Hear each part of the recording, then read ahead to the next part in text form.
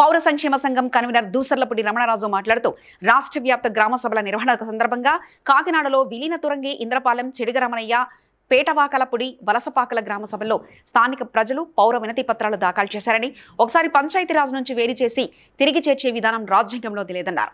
ప్రభుత్వ gazette governor ordinance విడుదల జరిగిన తర్వాత గ్రామ రికార్డులు కాకినాడ కార్పొరేషన్ స్వాధీన ప్రక్రియ తర్వాత గ్రామ దస్తాలు కార్పొరేషన్కు అప్పగించే బాధ్యత కార్పొరేషన్గా వాటికి ఎన్నికలు నిర్వహించే అజమాయిషీ ప్రభుత్వంపై ఉందని తెలిపారు.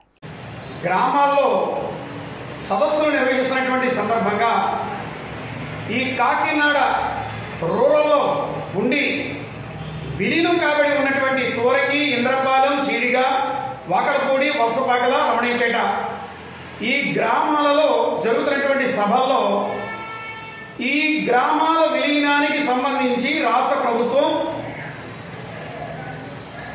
పంచాయతీరాజ్ నుంచి వేరు చేసి ప్రభుత్వ గెజెట్ ఇచ్చి రాష్ట్ర గవర్నర్ ఆర్డినెన్స్ ద్వారా విలీనం కోసం మరలా పునర్విచారణగా గ్రామ సభలు నిర్వహించడం అనేటువంటిది రాజ్యాంగానికి పూర్తిగా వ్యతిరేకం.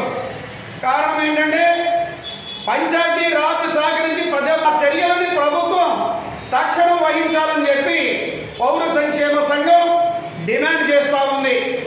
అదేవిధంగా అవసరం అయితే న్యాయ పోరాటం చేయడానికి కూడా పౌర సంక్షేమ సంఘం సిద్ధంగా ఉంది. ఈ ఎన్డీఏ ప్రభుత్వంలో భాగస్వాములుగా ఉన్నటువంటి నారా చంద్రబాబు నాయుడు గారు, కొణిదెల పవన్ కళ్యాణ్ గారు, దగ్గుబాటి పురంధరేశ్వర్ గారు ఈ కలిసి వచ్చిన అవకాశాన్ని సద్వినియోగం చేసి ఈ జిల్లా కేంద్రంలో కాకినాడ విస్తరణకి ప్రగతి పదంలో పురోగమించడానికి please like and share subscribe to BCN Telugu News.